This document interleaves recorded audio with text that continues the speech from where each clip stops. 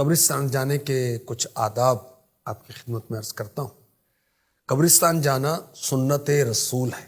پہلے ہمیں زیارت قبور سے منع کیا گیا تھا، بعد میں اجازت دی گئی۔ چنانچہ حضرت ابو ذر رضی اللہ تعالی عنہ فرماتے ہیں، آخری نبی مکی مدنی صلی اللہ علیہ وسلم نے فرمایا، قبروں کی زیارت کرو کیونکہ یہ آخرت کی یاد دلاتی ہے۔ مردوں کو غسل دو کہ روح سے خالی جسم کی درستی اور تدبیر بہت بڑی نصیحت ہے۔ مزید فرمایا، نماز جنازہ پڑھا کرو، شاید یہ تمہیں غم زدہ کر دے کیونکہ غمگین شخص اللہ کی رحمت کے سائے میں ہوگا۔ ایک اور حدیث مبارکہ میں ہے، میں نے تم کو قبروں کی زیارت کرنے سے منع کیا تھا، اب تم قبروں کی زیارت کرو کہ وہ یعنی قبروں کی زیارت دنیا میں بے رغبتی کا سبب ہے اور آخرت کی یاد دلاتی ہے۔ کسی ولی کے مزار پر جا رہے ہیں یا کسی بھی مسلمان کی قبر کی زیارت کو جا رہے ہیں تو طریقہ کار کیا ہے؟ مستحب یہ ہے کہ پہلے اپنے گھر میں غیر مکروہ وقت میں 2 رکعت نفل پڑھے، یعنی وہ وقت جس میں نفل پڑھنے کی اجازت نہیں ہے وہ وقت نہ ہو۔ اس کے علاوہ ہر رکعت میں سورہ فاتحہ کے بعد 1 بار آیت الکرسی اور 3 بار سورہ اخلاص۔ آیت الکرسی اللہ لا الہ الا هو الحی القیوم پوری یہ آیت مبارکہ ہے، اور 3 بار قل هو اللہ احد پوری صورت پڑھنی۔ پھر اس نماز کا ثواب صاحب قبر کو پہنچائے، اللہ پاک اس فوت شدہ بندے کی قبر میں نور پیدا کرے گا اور اس ثواب پہنچانے والے شخص کو بہت زیادہ ثواب عطا فرمائے گا۔ قبرستان جانے کے جو مینرز ہیں، جو آداب ہیں، وہ عرض کرتا ہوں۔ قبرستان جاتے ہوئے فضول باتیں نہیں کرنی چاہیے۔ ایسے راستے سے جائیں جہاں کبھی بھی قبریں نہیں تھیں۔ قبروں کو مٹا کر جو نیا راستہ بنایا گیا ہو اس پر چلنا حرام ہے۔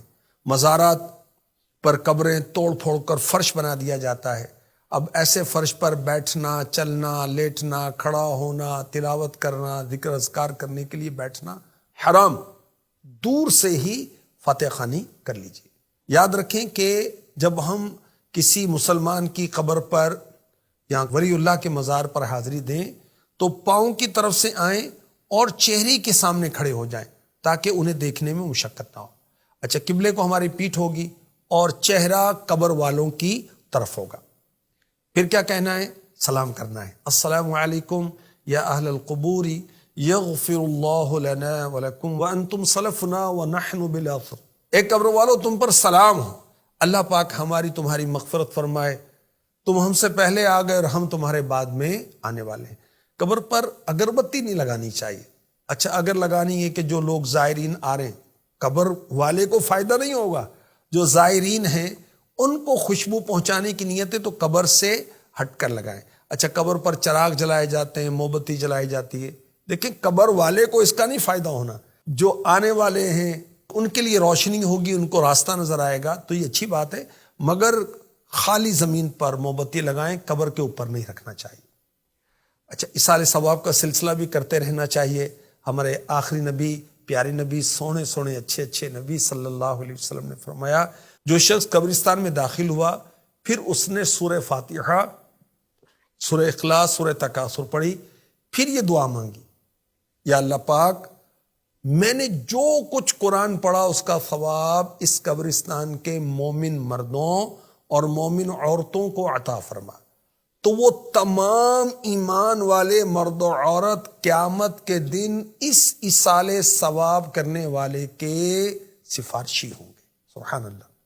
حدیث پاک میں ہے کہ جو 11 دفعہ 11 ٹائم سورہ اخلاص پڑھ کر اس کا ثواب مردوں کو ایصال کرے تو مردوں کی گنتی کے برابر ایصال ثواب کرنے والے کو ثواب ملے گا۔